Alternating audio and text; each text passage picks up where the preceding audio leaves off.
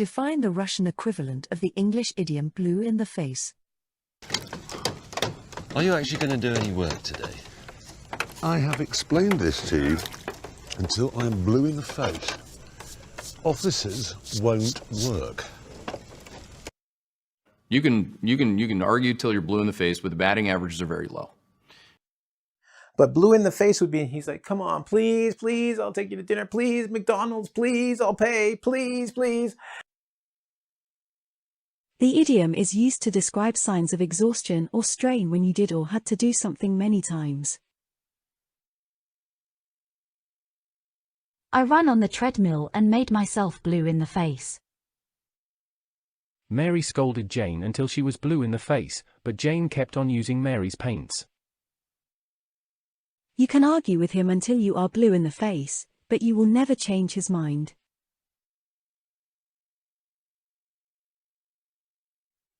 Обычно идиома используется для описания человека, который продолжает говорить или делать что-то, несмотря на то, что он устал или не получает результатов. Define the Russian equivalent of the English idiom heart in one's mouth. Well, my heart is in my mouth a little bit, but it's incredible. And I can't believe I'm flying this plane. Linda so generously allowed me to have Victoria's diary to excerpt to publish in my book, and you have your heart in your mouth while you're reading it. Nobody wears this green and gold as proudly, as fiercely, with as much determination as our next guest. We all had our heart in our mouth where we saw Carol Cook in the road race slip and fall. The idiom means that somebody feels extremely nervous, frightened or excited about something anticipated. You sure don't seem relaxed. In fact, it seems like your heart is in your mouth. Charles got up to make his first speech with his heart in his mouth. I had my heart in my mouth as I waited for the ambulance to arrive.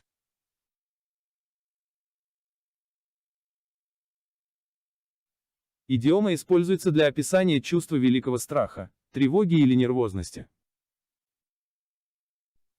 Define the Russian equivalent of the English idiom bite one's tongue. On the same note, refrain from finishing people's sentences for them. By doing this, you are disempowering the other person, because you're taking control of the conversation. So bite your tongue. And I always thought that that was good communication. But sometimes in life and in relationships, you just need to choose your battles and, quite frankly, just bite your tongue sometimes. When you really want to say something, but there are times that you just need to bite your tongue because it would be inappropriate for you to say something, or maybe it would cause trouble. So in those situations, you need to bite your tongue. To stop yourself from saying something that might upset somebody or cause an argument, although you want to speak. It can also be used as an admonishment, if the person has already revealed too much. I'm afraid that we've missed the plane already. Bite your tongue. We still have time. The next time you feel the urge to tell a stranger something about her weight, bite your tongue. If she's coming over, I'm going out. I have to bite my tongue anytime she's around. I just do not like her at all.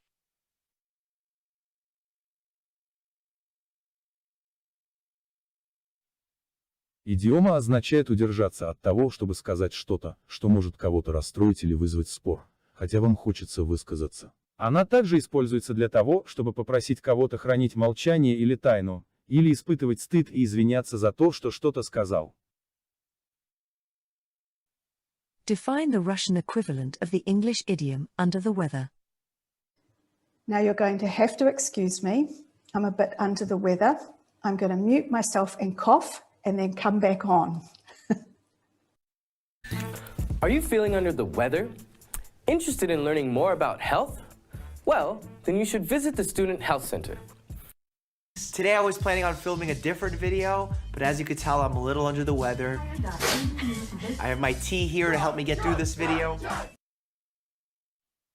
If you all feel under the weather, you feel slightly ill and not as well as usual. How did you know I was feeling so under the weather this evening? Yeah, I was under the weather last week, but I'm feeling much better now. Do you remember last night at the bar at all? You were really under the weather.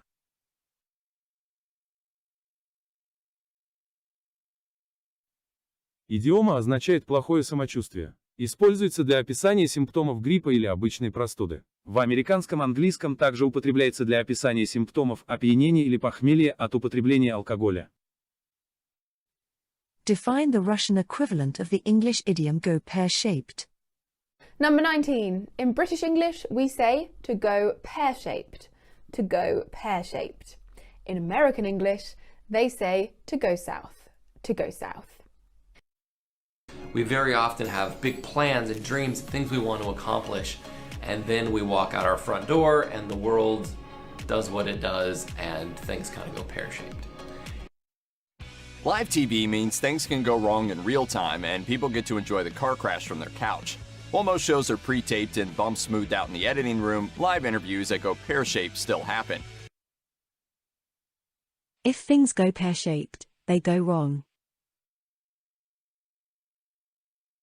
We'd arranged to be in France that weekend, but it all went pear-shaped. He feared his career had gone a bit pear-shaped. We started well, top of the table, but it all went pear-shaped and we lost 5 matches in a row.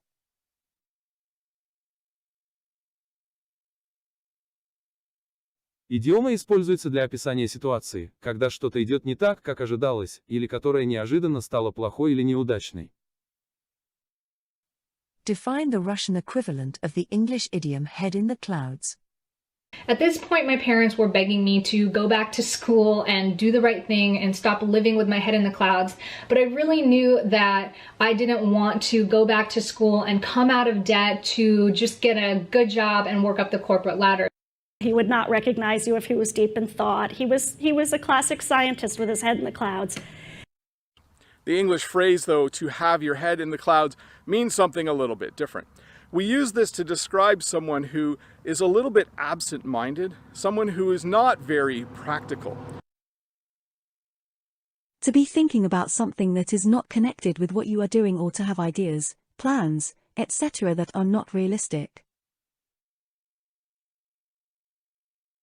He's a good worker, but he's often got his head in the clouds, and he forgets what he's doing.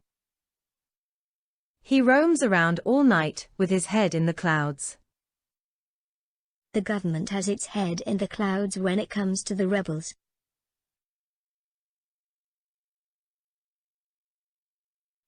Идиома используется для описания человека, который не обращает особого внимания на то, что происходит вокруг него, и сосредоточен на своих собственных мыслях. Также может означать нелогичное или бредовое мышление. Define the Russian equivalent of the English idiom hot potato. So we're all over this, but we're probably focused more of it on what's the education and preparation for this new generation. But politically, could it become a hot potato? Yeah, absolutely. It surely can. Pew discovered that the deterrent of prison hasn't and doesn't stop people from taking drugs. This is why this is one very big hot potato of a subject.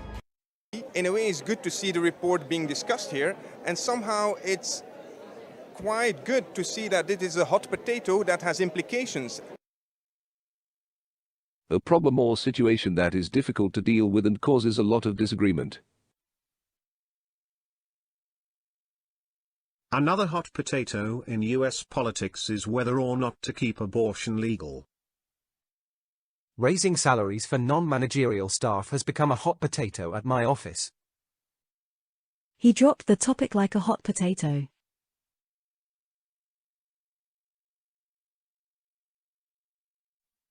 Идиома означает проблему или вопрос, с которым люди не согласны или не хотят иметь дело. Это может быть спорный вопрос, который вызывает неприятные эмоции и никто не хочет его обсуждать. Чаще всего данная идиома встречается в политике. В основном встречается в разговорном американском английском. Define the Russian equivalent of the English idiom cat got your tongue. Oh, cat got your tongue. Speak up. Privacy. Cat got your tongue? What's the matter? Cat got your tongue?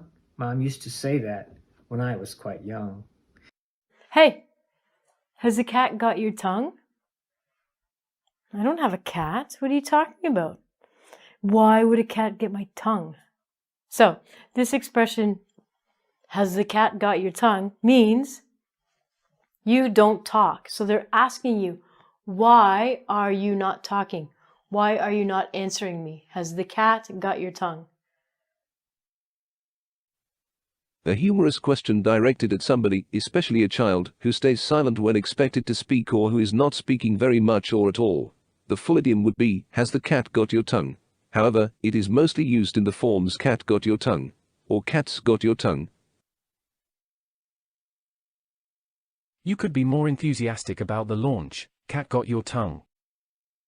A cat got my tongue when a journalist approached me with a microphone and started to pose his questions. Has the cat got your tongue? Why am I the only one doing all the talking?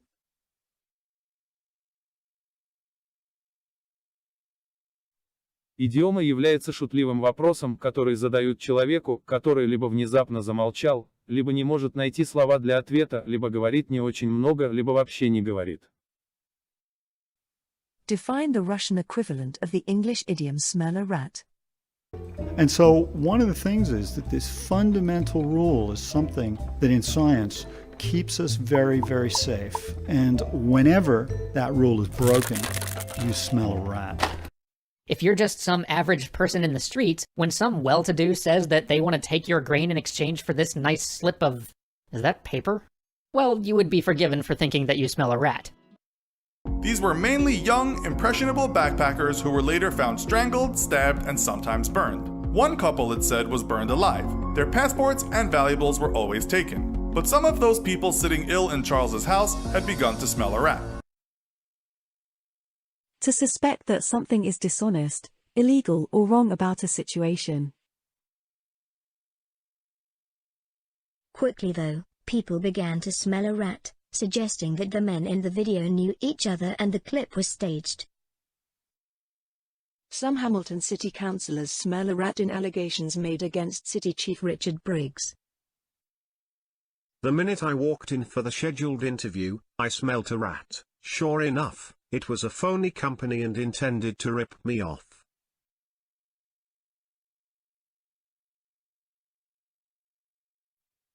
Идиома используется для описания ситуации, когда у кого-то возникают подозрения, что происходит что-то неладное или что кто-то пытается вас обмануть. Define the Russian equivalent of the English idiom thick as thieves.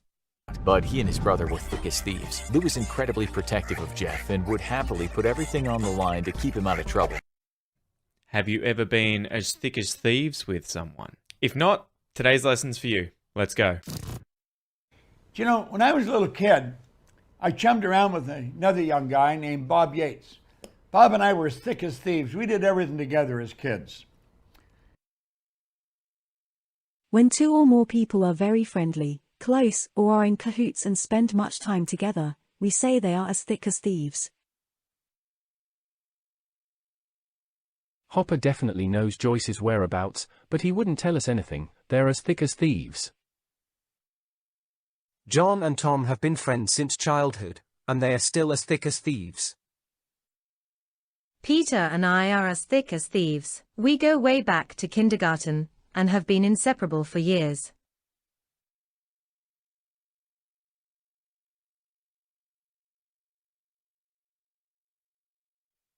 Идиома означает очень близкие и доверительные отношения между людьми, используется для описания людей, которые доверяют друг другу и часто проводят время вместе.